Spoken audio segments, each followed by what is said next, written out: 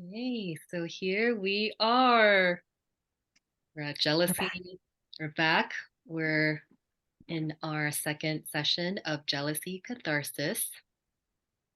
I'm here with Kristen, who has so bravely offered herself to get worked on, get catharted. Mhm. So, yeah, I'm wondering how things are feeling since the last session. What's been coming up for you? Mm. Um, well, yeah, I feel like I'm still processing it in a way. I think like physically, I felt like I know we were talking about this earlier, I felt a little discombobulated. I think that's maybe just the energy of the world right now. And I feel like we had done such a deep excavation, that first session that yeah, I think my like something deep within me is still being like reconfigured. Yeah. Hmm. Um, but because I can rationally like point out a lot of the insights and wisdoms that like emerged. But yeah, like something within me doesn't feel like quite like settled yet. It feels just like Hmm. this, my hands are just kind of Yeah. showing the movement of like reconfiguration. Um, so but I think the resounding feeling, because it is such a practice, right? Like it's not like you're cured and then you never feel the thing again. But Yeah. in the practice of it, when I notice that maybe a sort of jealous feeling comes up, instead of like panicking, like, oh no, here it comes, I feel like I remember that scene with my mom and the beach and the water, and it just melts away. Like there's like a wave of compassion for myself and for my mom and for that story that has been imprinted in a way. Um, so that like feeling of it's like a soothing feeling. Yeah. Like, oh, okay, like yes, you're gonna feel this pain. Yeah. It's healing still, but like you can access compassion for yourself. And that has been really it's helped me feel a little more spacious around the feeling. Um, yeah, so there's like a little more spaciousness while also just like recognizing there's a lot of reconfiguring still happening. Mhm. Um, Yeah. and like Mhm. I don't know again if it's part of that process or just like everything that's happening right now, but I feel like I've been just like um rethinking like how I even see myself. Mm. Like there's just kind of yeah, I don't know how to articulate it, but it feels like that. Well, I remember you saying last week about something about you, like there's this other room in the house or the house that you thought was, but there's these new spaces that opened up Mm, inside of you. And of course now if that's a metaphor for your consciousness and discovering there's more, there's a door here that you didn't know was there, and the scene here of what was happening in your matrilineal the matrilineal pain that was behind this closed door. mm-hmm. And now this room is open and the windows are open, and now it's, yeah, just there's a spaciousness here, and now you are not just what you thought on the surface. There's more. So this a, a more expansive self seeing, perhaps. Yeah, yeah, like even just feeling into the bathroom, like that isolated bathroom that I saw my mother crying in the first session. Um, like being able to leave it, like help her leave the room and see these other rooms and the beach and the water. Um, I think yeah, it's like okay, I've opened these doors, but now now what do I want? Like because that feeling has been so familiar and I've identified with it actually. Like it was part of my personality in a way that I was a part like ashamed of. Now that I'm like relating to it differently, I guess I'm just kind of like, well, now what? Like, who do I get to be? That's also anxiety inducing. Like, what do I do with this energy, like this freed up energy? Mm-hmm. Yeah, that's a good question. Yeah. Mm-hmm. Like, I was noticing that um I would see myself like wanting to go back into an old habit like Instagram, like checking, like just looking at other people's profiles and like comparing myself. Yeah. And I would do it because it was like familiar and like automatic almost. But like there was a pause too. Like there was like a hesitation of like, why am I like, I don't need to do this. Why am I still doing this? Mm-hmm. So noticing that. Yeah. Wow. That's profound. Yeah. That pause where you're interrupting a pattern Hmm. and also noticing when something just does not feel good or expansive to you. Yeah. Mm-hmm. So I've been in that space of like wanting to do the things that kind of like are related to the jealousy, but then kind of going back and being like, wait, I don't need to do that. Well, now what do I do? I'm just gonna space out right now. Mm-hmm. Yeah. I guess this is because jealousy also is it's a kind of skewed perception of lack, feeling lack or scarcity of some kind within the self. And so there's something in that feeling where it's also calling, it's a call to give care to that state of being or that fragment of the self that is really believing that to be true, currently Mm-hmm. disconnected from the universal truth of that there is abundance and there's infinite abundance and you are part of source, and how can any part of source be inferior or an outsider or outsider to the abundance that everyone else seems to be participating in. Mm-hmm. Yeah, so that feeling of being an outsider to that or an outcast of that. And so Yeah. I find it's really, yeah, connecting to what part of me feels estranged, like disconnected, outside of something. Yeah. Yeah. I'm just seeing the scene of like there's like Christmas happening inside a house and there's an orphan outside in the cold just looking at the festivities and abundance, the banquet inside, and just feeling like I'm out in the cold. Mm-hmm. Mhm. Yeah. Yeah. There's like a desire to join that abundance and festivities and not knowing, not quite knowing how to enter.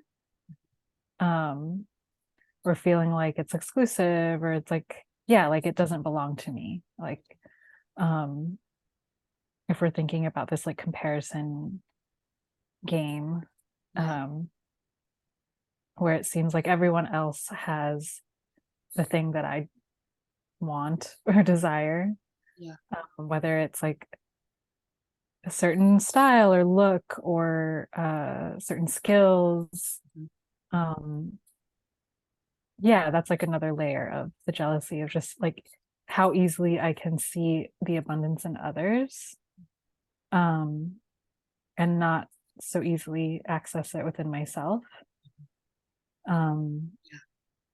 and so there's that disconnect as well. Hmm. Hmm. Yeah. And I find that it's such a, in that state, it's such a good practice to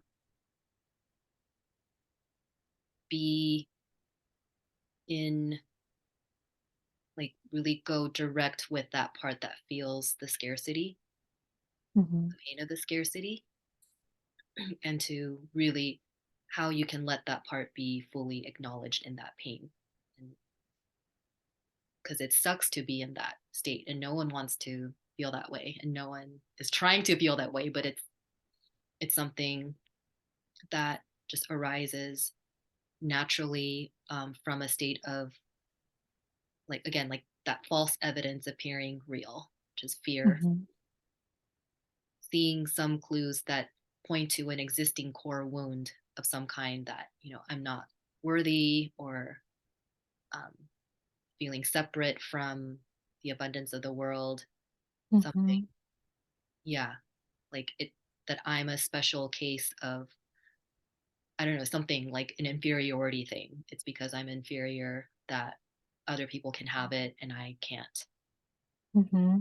which is a very deeply painful state to be in. Hmm. Yeah. Yeah. Yeah. And and I there was some shift. I know I was working with this part in myself, and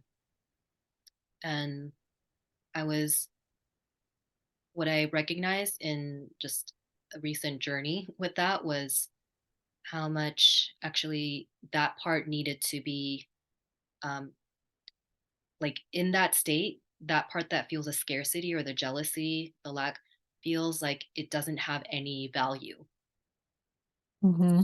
and that it's actually negative value now. Even feeling that means it's just this, yeah, no value, negative value thing. Mm-hmm. And I found myself in, like, giving, in letting that part fully express itself, uh giving that part the assurance that that is, like, your expression of your pain is the value, and that's what makes you unique. Mm. Yeah. Yeah. That's a really good point. So it's like, we all have like different things to offer and bring to the table. And I've rationally recognized that it's like to compare myself to others, it's like apples and oranges. Like it doesn't make sense to weigh myself against other people when we're all so different, Mhm. um, and all have different backgrounds and stories that inform who we are. So, it doesn't make sense to really compare our paths or like, you know, us as people. Um, and I've been reading this book called The Mysticism of Sound by this Sufi mystic, and there's like a lot of talk about like, everyone is like a unique note or instrument or song in like this big symphony of sorts, like this divine symphony. So like, I have my own song, another person has their own song or instrument. So you can't even really compare it. Um, and it's like it's beautiful to think about that, as a concept, and yet, yeah, that like feeling of like having no value, um, Mhm. in comparison to all these other people. It's like Mhm. it is so visceral, and it's like, Visceral. And yeah, especially for the Asian diaspora immigration, children of immigrant parents experience, I know there's so much there with, how I saw myself through the eyes of the dominant culture, where, like, I yeah, could clearly see I formed the belief in myself based on how I was treated and how things were just set up at school, in the neighborhood, like an all white neighborhood, only non-white, Asian family, and just formed the belief that I have such a deep thing about I am inferior to them. hmm, Yeah. yeah, yeah. It And definitely. Oh, go ahead. that separation. And so it's this thing that I think it's a it's a shadow that is kind of always coming up in different moments, uh, with checking in with, yeah, how that internalized belief manifests in all these different ways. Mm. Feeling that pain of, oh, my own inferiority. And is that really true? And I have to keep checking it with the conscious mind because that was Hmm. early imprint. Yeah, Yeah, seemed to be true.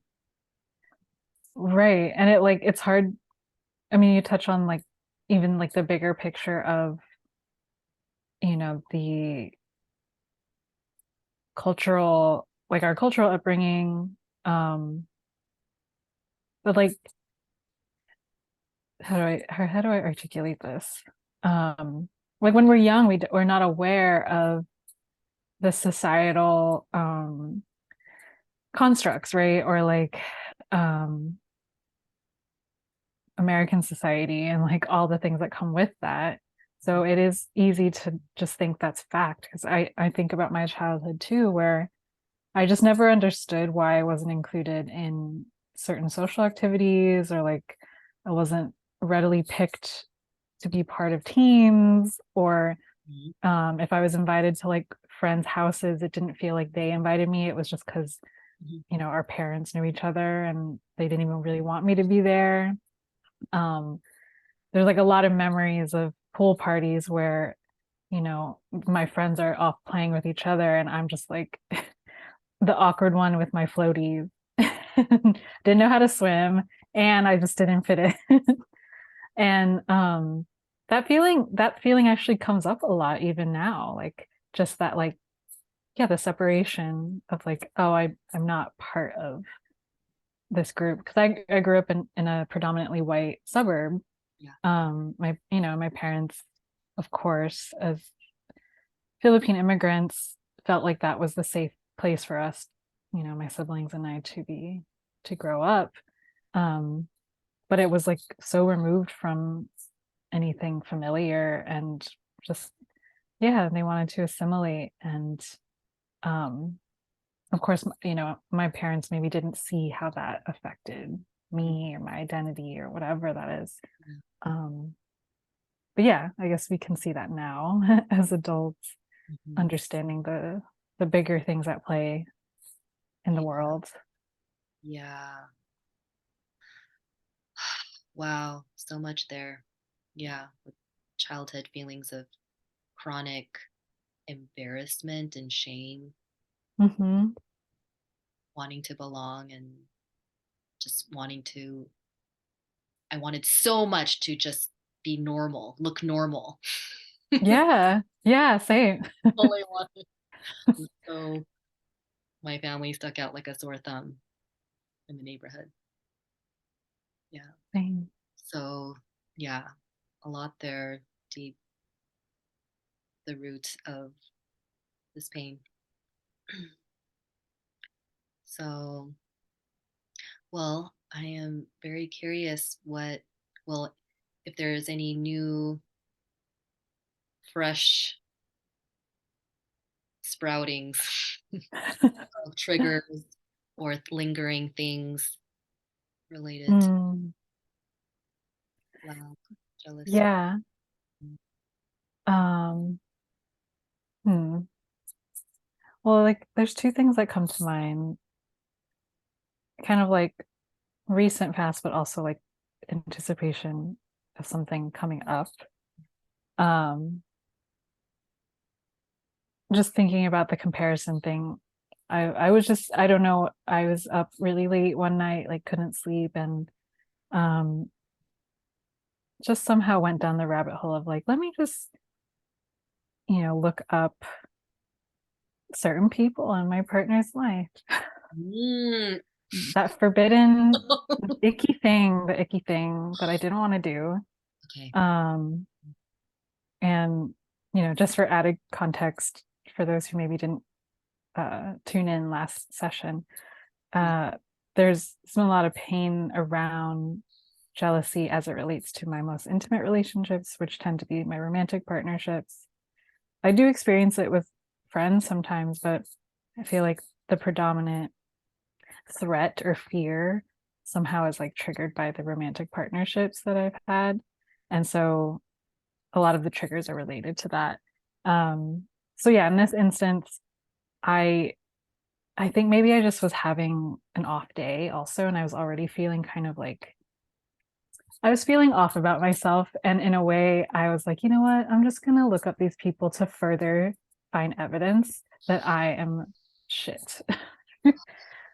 Which is why would I do that to myself? But Like um the pain body wanted some food, was hungry. yeah, Yeah. Just looking for a snack in the pantry. honestly, that's what it felt like. I was like, when you like stand in you stand in your kitchen in the dark and you're like just in your like PJs or whatever, and you're like, I don't know, what is there to chew on? And I'm like, well, I'll look up this person. Let's see what they're up to. Let's Mhm. look up this person. Let's see. Yeah. Oh, she posted that picture of herself. Oh, he liked it. Oh, like, all those all the things were coming up. Mm. Um, and I knew it's funny because like I knew what I was going to feel when doing that, and yet I like reached for it.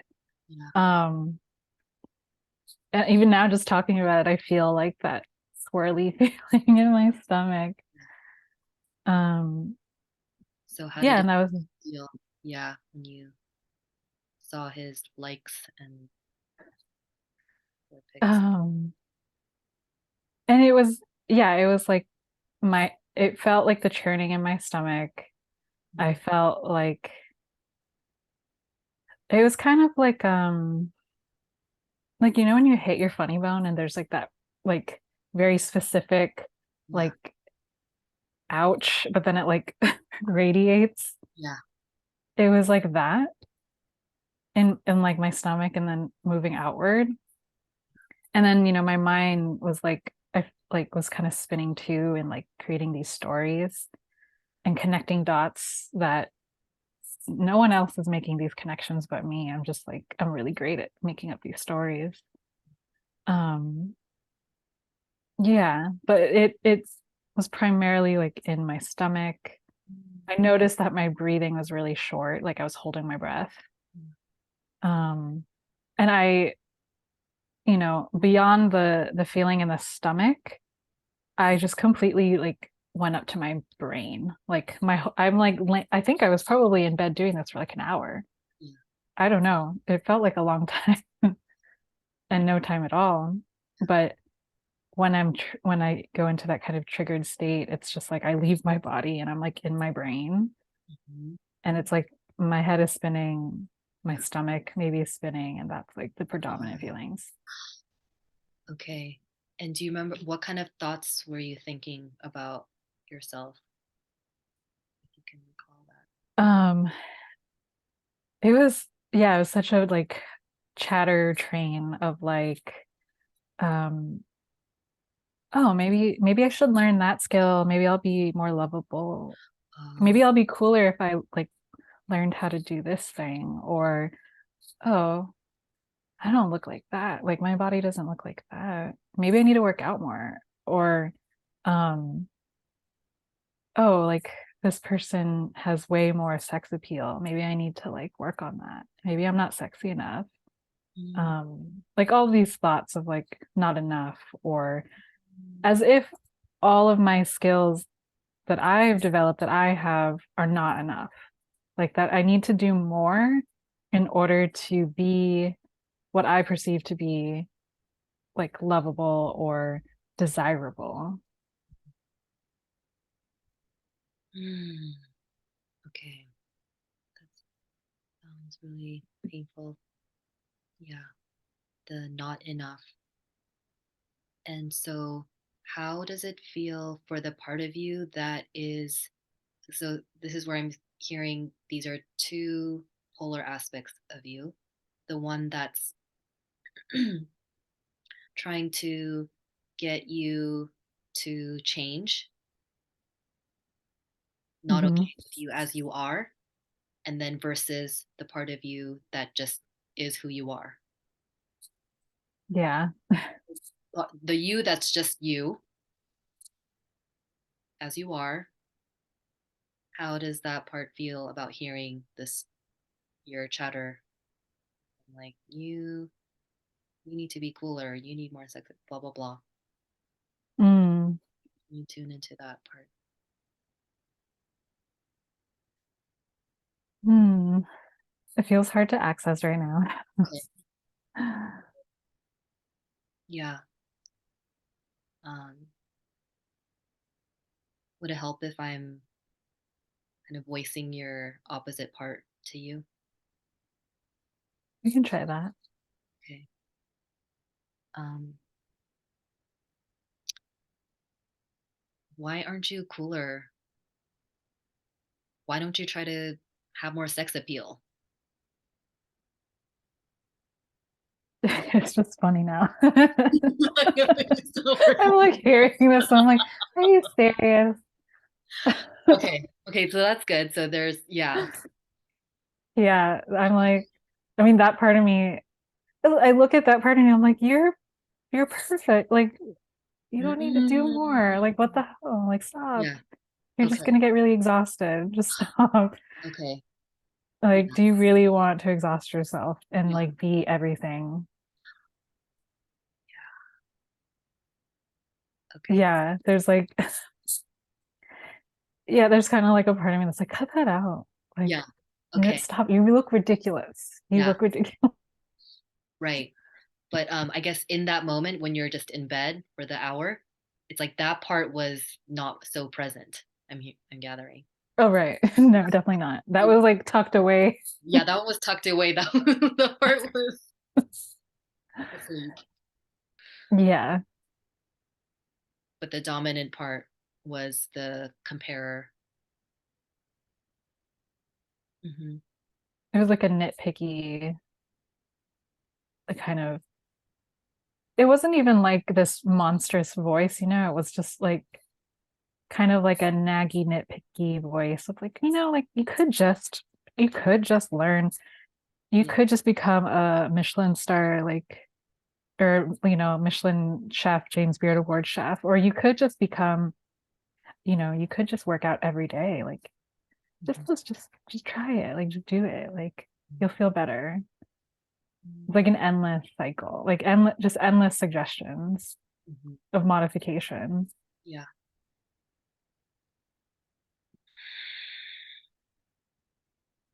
Yeah. And this is all so that you could have the chance to be get the love that you want. Mhm. So this is the part that's desperate for you to have the love that you want, but only if you're like this and this and this.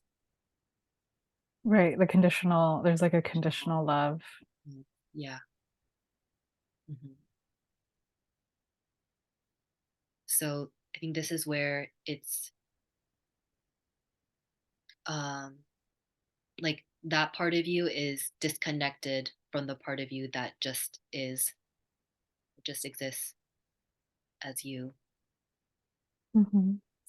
and it thinks it's doing this for your own best interest.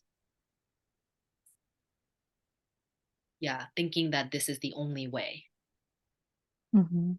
If you keep trying and trying and trying in this way to be more like other people who are seeming to get the love that they want by having these qualities. Mhm. Hmm. Yeah. So I'm just curious, what is that voice in you that wants you to be cooler in all these ways? Who does that Mm. voice remind you of? It's definitely my dad. Okay. Yeah, definitely my dad. Yeah. Okay. So this is your inner, so that voice is your inner dad. Hmm. Mhm.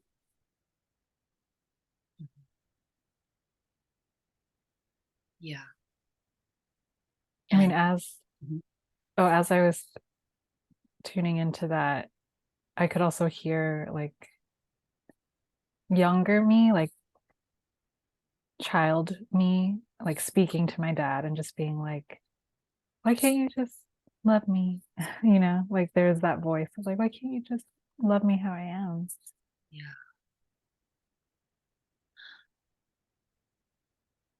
And what does he say in response? I kind of just imagine this like, he's like crossing his arms and it's just kind of like, won't do. It won't do. Not good enough.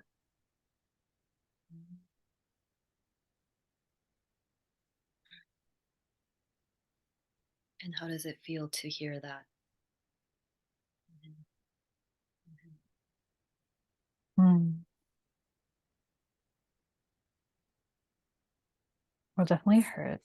Um, there's a lot of rejection, feeling a lot of rejection, have felt a lot of rejection.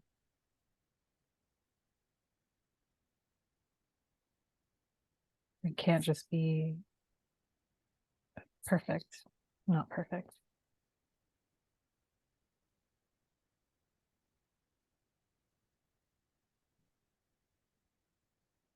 Where do you feel that rejection in your body? Give it a form. If it had a form,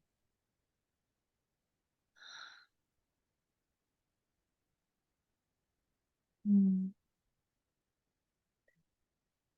I feel it like in my chest and shoulders and like maybe like my sternum. mhm,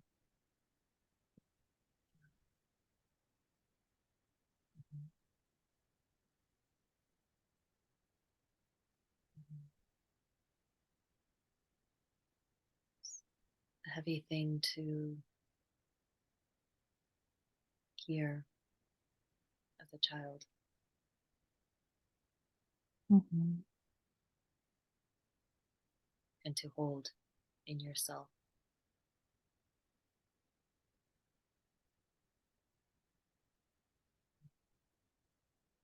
What does hearing that make you want to do or say? Or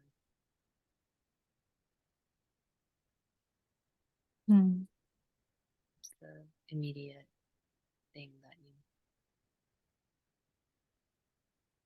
feel inclined to do? I definitely want to hide. That feeling. I just imagined it becoming this like hardened shell or like shield. Mm-hmm. Yeah, that makes sense.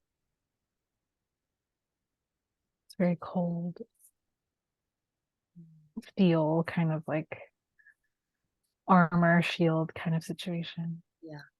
Mm-hmm. Of course, it's when something so painful is being said to you, of course,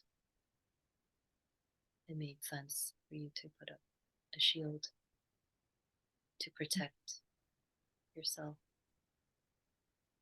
And can you feel what's behind that shield that you're trying to protect? Mm.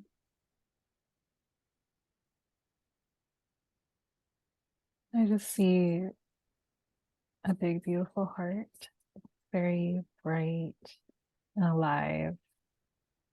And it's just like, just beautiful and bright, just doing its thing. So vibrant. Yeah. And how does that part feel being behind the shield?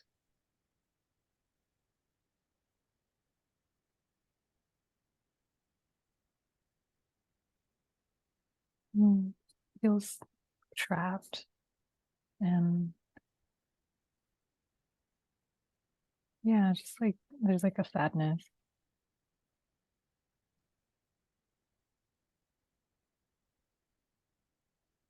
Mhm. It's like a pressure, like because there's just so much in that heart. It's like you can't really contain it, but it is behind this shield. There's like that pressure. There's like a tension.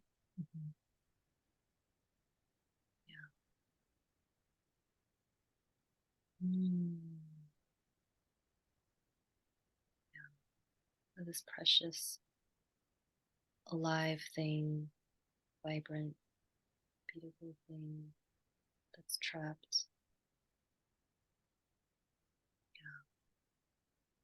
And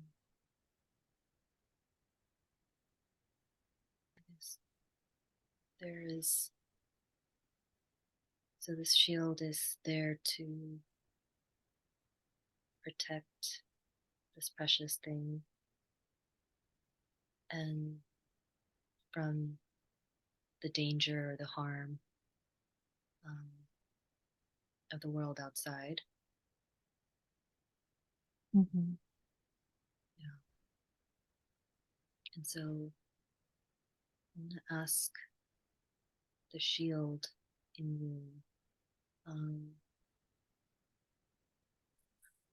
like what it's afraid of, what it fears will happen if it's not doing its job.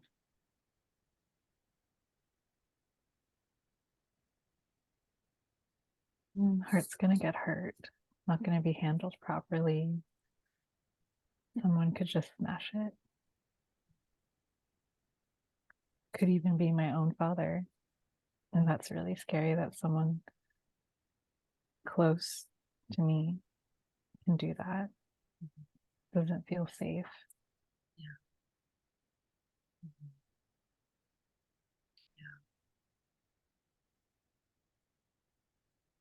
Yeah, that is sad and scary. The person that's close to you could harm you. It also feels like we should just keep this to ourselves. Like the shield is so protected. It's like we should just keep this for ourselves. It's too precious to share. Mm-hmm. Yeah. Yeah. Mm-hmm. Yeah. That makes sense. Yeah. I completely understand your need to protect this precious, vulnerable thing.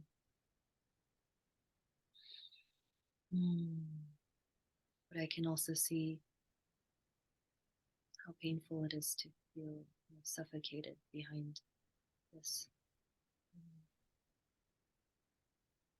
You having to guard yourself, not being able to breathe.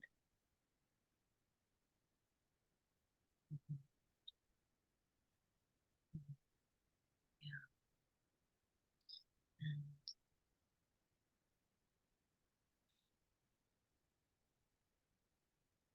feel that it's not fair for you to have to live this way. Mm. Mm-hmm. But I can also see how it feels like um, like kind of like you're fucked both ways in a way. Like if you Mm. out, then you're going to be exposed and it's dangerous. But also in here, it's not feeling good, being suffocated. So yeah, this trapped feeling. Essentially. Yeah. No tension. Mm-hmm. Trying to hold yourself in. Mm-hmm. Yeah. Mm-hmm. So actually feel curious to know what is like what caused dad to um, have this fear.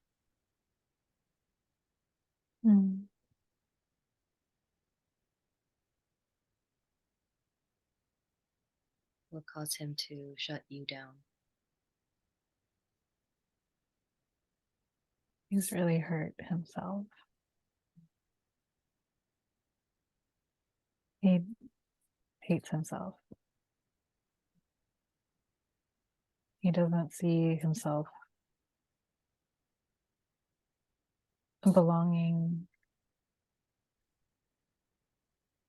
in society. And he projects that onto me.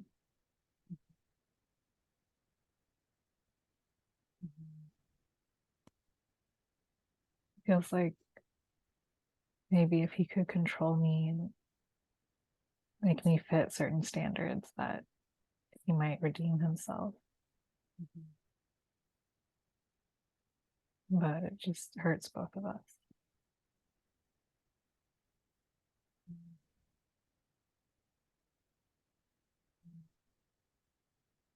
So it sounds like he also has his armor up, his shield too. And he's, in a way, instructed you on to make your shield too. Mm-hmm. Yeah. In the way that he was hurt and had to protect his own preciousness and vulnerability. He wanted you to protect yours too. Mm. Yeah. Mm-hmm. Yeah. So, yeah. And this is where now we can see with how that is working out for him.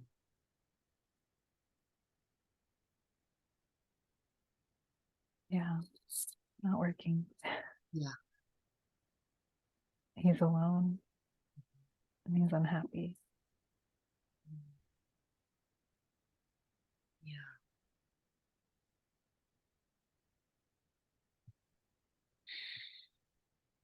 Yeah. So now you can see the manifestation of how what he has taught you to do and how the manifestation of his life following that path of shielding and armor. Mm-hmm. Yeah. Yeah. Mm-hmm. So this is just something for the vulnerability and preciousness and the aliveness that is inside of you to also to witness and to know that you have a choice Mm-hmm. in how you want to go about living. Right.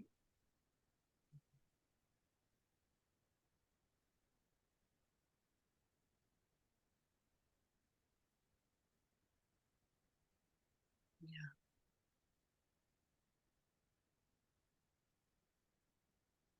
Yeah.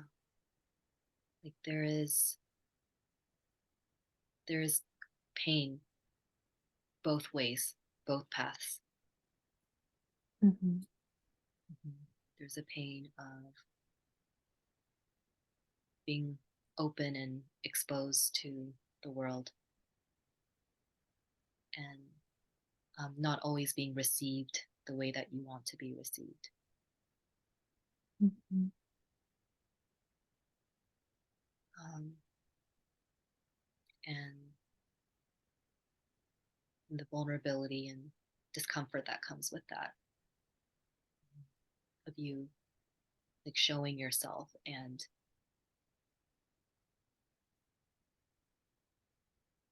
yeah, sharing this, the preciousness, the gift that's behind the armor. Mhm. Mm-hmm.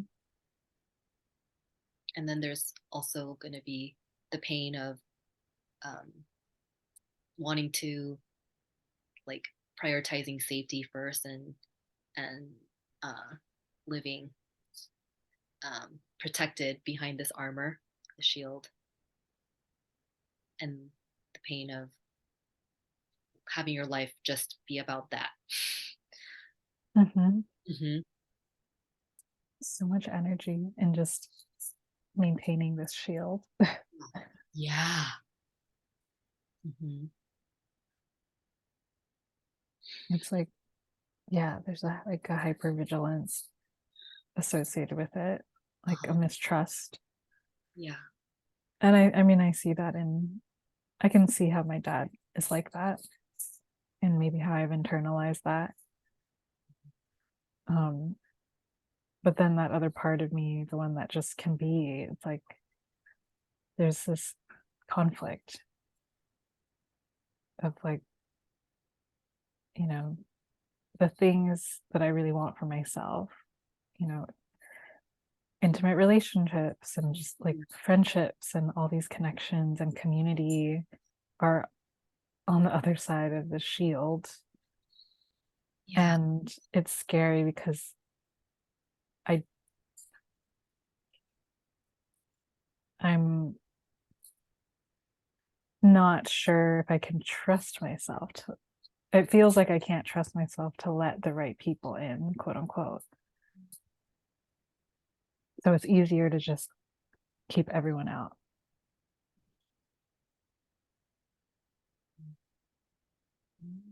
Or the shield is scanning the people closest to me, even like, oh, one wrong move, Yeah. and then I'm closing the shields. Mm-hmm.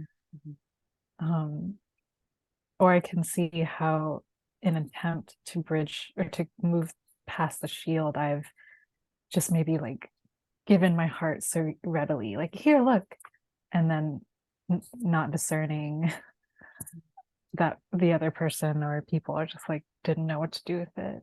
Mm-hmm. Mm-hmm. Yeah. So yeah, there's almost a mistrust not only of others but myself. Right. Uh-huh. Yeah. Which, I'm perceiving this to be some kind of also communication lock, maybe between your shield and what's behind it. Mm-hmm. That I wonder if there's a way that they can actually work together, because there's wisdom in the shield. Mm-hmm. There's wisdom in your um, like vulnerability and your gifts that are behind it. Yeah, and um, and so how can they actually the shield inform? I mean, the shield does have the wisdom of all these experiences of previous trespass or whatever, to know that it's programmed to just come up to lock you from danger and threat. Mm-hmm. Mm-hmm. But the only issue right now is that it's maybe taking too much of your energy, and it's Mm-hmm. not letting love flow in and out. Yeah, Mm. it's Right. keeping you caged in too much. Mm-hmm. Yeah. So um, if there's a way where it's like a shift in the dynamic where the shield can act more in service to your vulnerability. In a Mm. way where it's like your gifts and your vulnerability, like, let it take more of a dominant role, in a sense, Mm. like more with like its needs and desires are, Mm. that's more the priority Right. than um what if, than like prioritizing the what if fear to be the reality. Mm. Mm-hmm. This same thing applies with, more so than focusing on like the problem, we need to keep focusing on what a solution could be Mm-hmm. like what you desire, like not on trying to like fix something, but more on like, no, what is it that you're really desiring in life? Right. Yeah. And like putting your energy and focus into that. Mm. It's a different thing than focusing on what do I need to fix in myself so that I can be or do what I want. Right. Yeah. Yeah. And that makes me think, well, instead of the shield being just like programmed to close off this big, beautiful heart, it's more like, well, the shield should be in service to, or like it should be working with the heart, not like completely silencing it or shutting it down. Mhm. Um, yeah, like the shield can be an extension of, or can be in service to my desires Mhm. and needs, as opposed to like, Mhm. yeah, there being like this disconnect Mhm. that keeps me suffocated. Right. And telling it, no, you can't want that or need that. I'm just gonna Right. so you stay safe. Right. Yeah. I'm thinking about the Little Mermaid right now. Oh, oh yeah. And Oh yeah. Ariel's father is just like, trying to protect her from, this like outside world, but like Yeah. completely disregards like her actual needs and desires. And she's Mhm. just like so sad. And, you know, Absolutely. yeah, I just That love is, that. yeah. Uh-huh. It's also such a, I feel like it's such an internal masculine feminine relationship polarity thing with Mm-hmm. the masculine um, needing to be in service to the feminine. Mm-hmm. Like the structure and the containment and all of that is to support the expression, the Mm-hmm. desire, the emotions, but it's not supposed to be there to imprison it. It's Right. there to allow for that full expression to happen because, and it's keeping it safe. Right. But it's this fine line between is this a container for this expression to bloom or is it a prison not Yeah, letting anything come out? exactly. Yeah. Yeah. Yeah. Yeah. Just thinking of like, yeah, that kind of Saturn, or like father kind of energy of like structure and building and Mhm. like helping that kind of like manifestation of desires and needs, as opposed to like a patriarchal kind of like Mhm. silencing of those desires and needs. Mhm.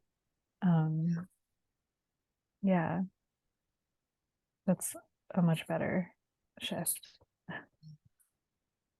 more collaborative. Mhm. Yes. Yeah, exactly. Working together, but it's a shift in the dynamic. Mm-hmm. So more attunement to what your desires are and your Mm-hmm. need for um, connection and sharing and being seen, but also Yeah. having the discernment to know when it is actually a space where you can really fully let yourself express and bloom versus space where no, maybe this is uh, not Mm-hmm. secure space for me to do that. Right. Mm. Yeah, it makes me think of how the shield can morph into a different Yeah. material. Yeah. Like just thinking about how I'm following the Little Mermaid thread, but my heart wants to sing, it's like Yeah. it's such a big beautiful instrument and it wants to sing, but if I have this big thick shield of steel, it's like, who can hear? No one can hear that. So it makes me wonder, maybe there's just a different material, or maybe it's like not a steel shield or armor, maybe it's um an amplifier. I don't know, like Hmm. it could still be like this protective structure, but it's an amplifier instead of a shield. Love that. um Something like that. Can emit it's a material that has some cool acoustic qualities. Uh-huh. Yes. There's still like, in the speakers and amplifiers, there's still like a cover and that's like the mesh thing, but then like, there's the other mechanisms like Yeah. inside, and Yeah. it like channels the sound. But Yeah. yeah. I love that. Yeah. Yeah. It allows you to be in your space, in your zone, but it's not hiding you. It's actually, it could be some kind of interface to let yourself broadcast your sound, your heart's desires. Oh, Oh, there you are. yeah. I heard heart's desires. Oh, yeah. It could be something that actually, yeah, helps you to, it's like an interface to the outside world that helps you broadcast. Yeah, interface. Mhm. Yeah, exactly. Yeah.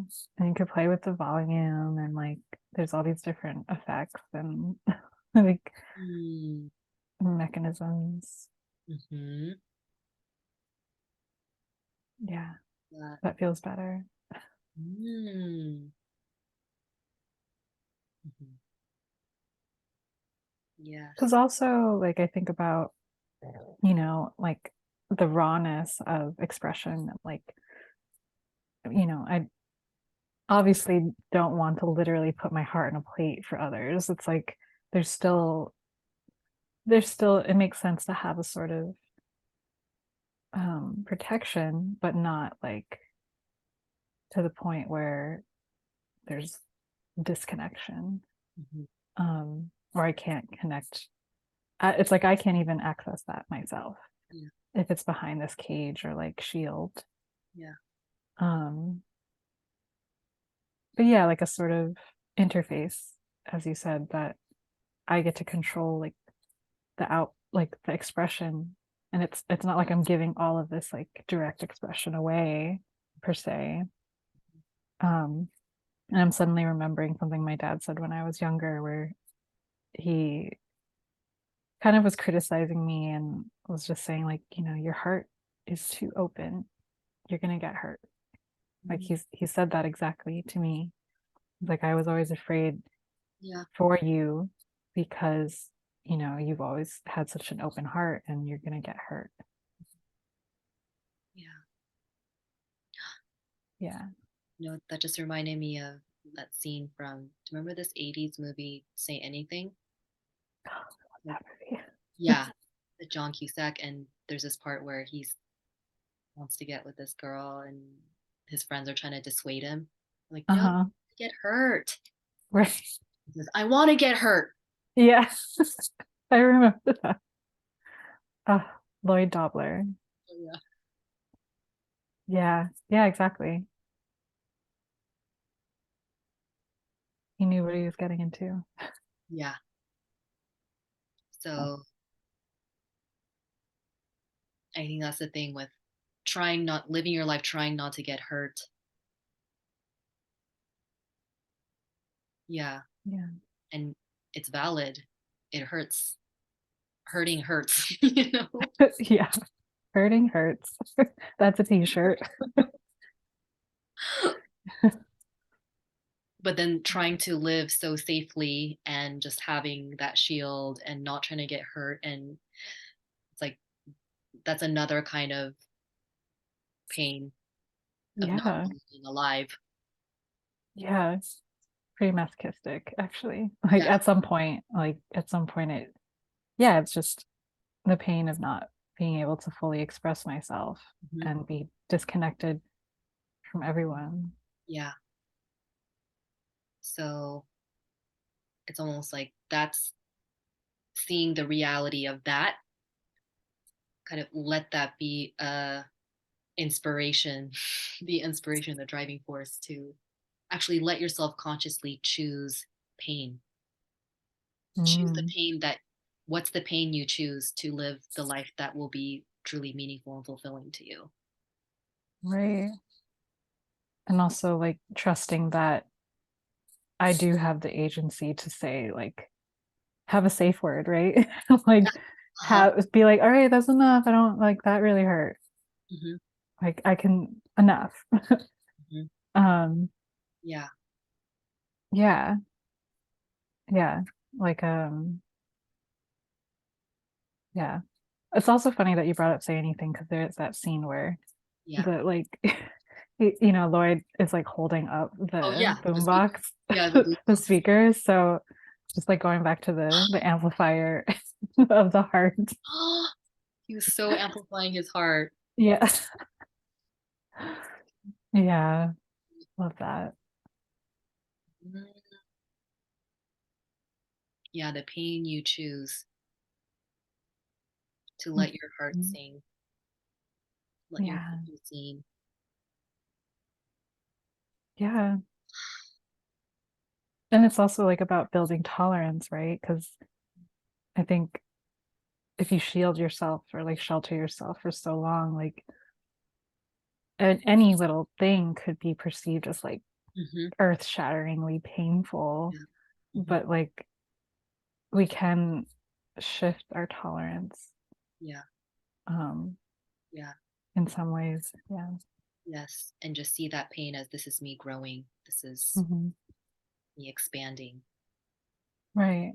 out of my limited perception, the shell, and it needs to Hmm. shatter to keep opening and growing. And Right. yeah.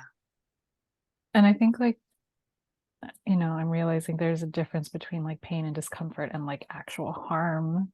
Mhm. Like I don't want harm to Yeah. be done to me or to others, but there is a certain degree of like pain and discomfort that will come with getting out of your comfort zone or trying things Yeah. that that you consent to doing. But yeah, that's very different from like harm, like actual threats that can Yeah. create actual real harm. Right. And this is where like the armor is useful then. Right. Healed. Yeah, armor and sword and like Yeah. all the things. Hmm. But when, yeah, with the pain of growth, like now I'm thinking of the molting process of like a crab or Hmm. like crustaceans of sorts. Yeah. Mhm. Back to Little Mermaid sea creatures. Little Mermaid was on my mind today. Yeah, it's so funny. Yeah, it's been in the air here too. And I mean the Sebastian character who's a crab is like very critical. Yeah, of course. Yeah, he needs to have a shell. Right. Yeah. Mm, wow. So, mm, so connecting this back to, wow, I don't know how we just turned Going through the waves. away. Yeah. Hmm. So just retracing our steps. Yeah, with you comparing, in a way, I'm seeing you comparing yourself and thinking you need to be like this more to be loved. Mhm. It's all part of the armor. Yeah. Something about, yeah, the armor to uh, like keep yourself from sharing yourself as you are. Mm. Yeah. Putting a condition on you sharing your heart. Hmm. Yeah. And saying if I'm not more like this, then I'm not enough and I need to. And therefore it's a way to validate or give you a reason to stay behind the armor. So I'm not there yet. So until I'm there, I can stay here and I need to hide myself because I'm not like that more. Hmm. It reinforces the Yeah. shield. Uh-huh. Reinforces the shield. Yeah. Mhm. Yeah. And now Exactly.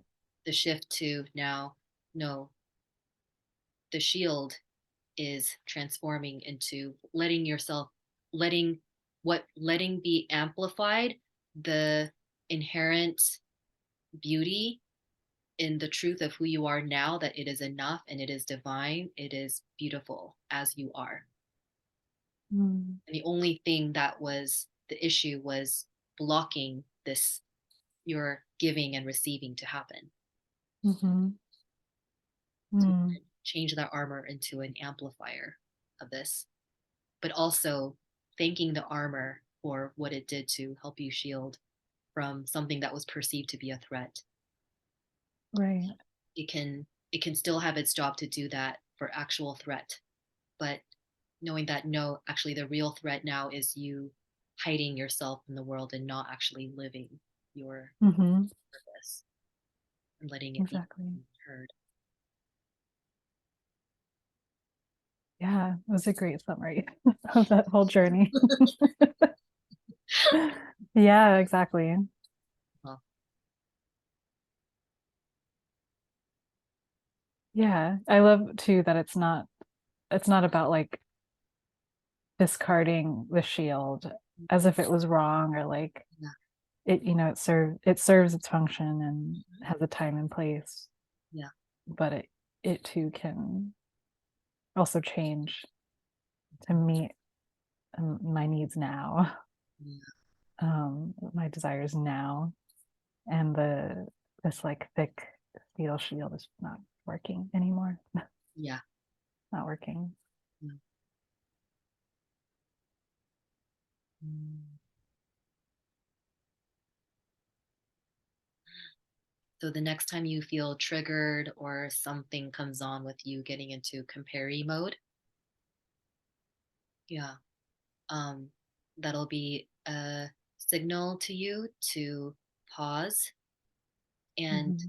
let yourself tap into the beauty of the truth that is existing within you now, whatever that may be. Mm.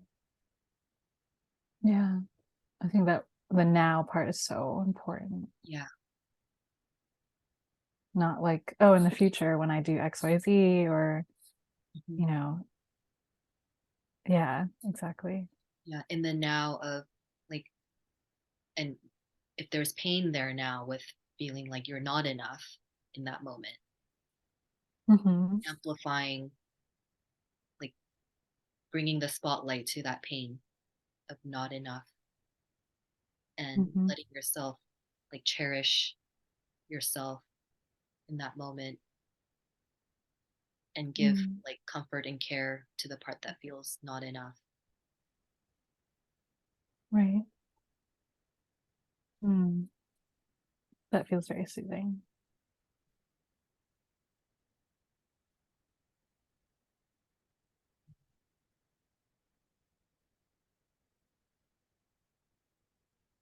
Yeah. It is painful to believe that even for a moment or elongated moment.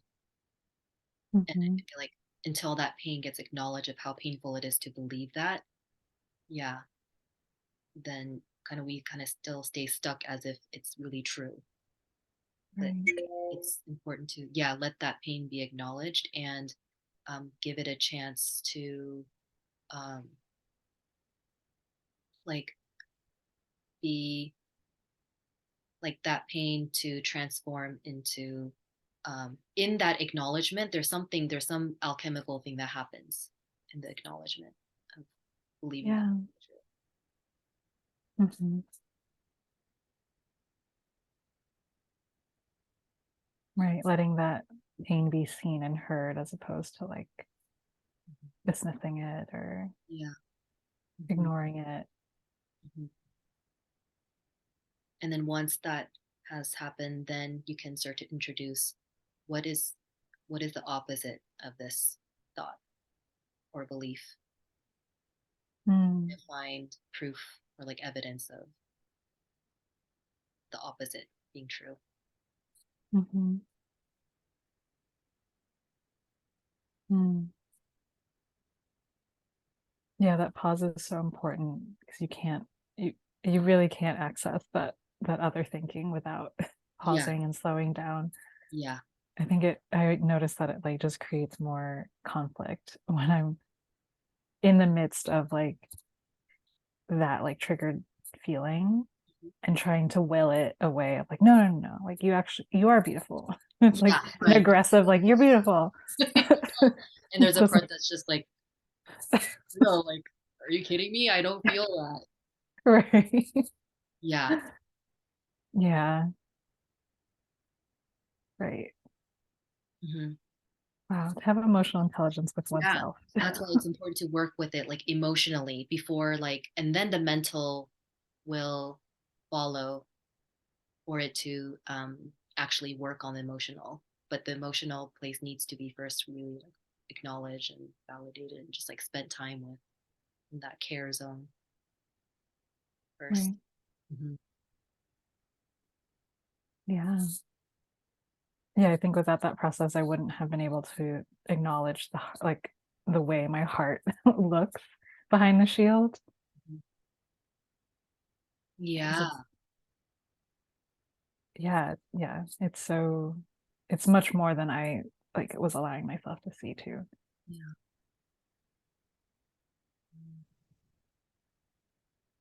Yeah. Hmm. Wonderful.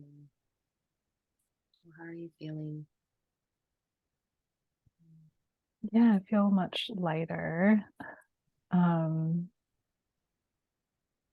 I'm excited too, just about like the like going from the shield to like this amplifier instead. Like that, yeah, I just really like that. Um, and yeah, there's just, more freeing up that energy of the shielding. I feel like there's now more compassion. I think that like even like last session, it's just like giving up that kind of fight with myself. It just allows for more compassion. And that's much more soothing, and nurturing than trying to fight myself. Yeah. Hmm. Absolutely. Yeah. Getting all your parts to come together, not oppose each other, but work together. Mhm. Yeah. Wonderful. Thank you. You're welcome. What a transformation. Yay. Wow. I guess this is a good moment. Yeah. Close our session. And thank you, everyone who's here tuning in the present and in the future. Yeah. Yeah, Thank you. benefit. Hmm. All right. So grateful. Thank you. Thank you for sharing yourself, sharing your big, beautiful heart with all of us. Yeah. It's And like your, twinkling right now. yeah. Like ding ding ding. Little chimes. Mm, thank Oh, thank you. you. All right. So have a wonderful rest of your evening. You are. And we're going to be continuing on next Wednesday. We'll see what's around for us to excavate. Hmm. See you next Wednesday. So come join again. And yeah, oh, and I wanted to make a little announcement about I have my 8-week catharsis one-on-one guidance program happening. Registration closes next February 17th, I believe. So get in touch with me to book your free 30-minute discovery call if you would like to do a deep dive, personalized deep dive with me for weeks. So, yes, that link is kwonyin.as.me,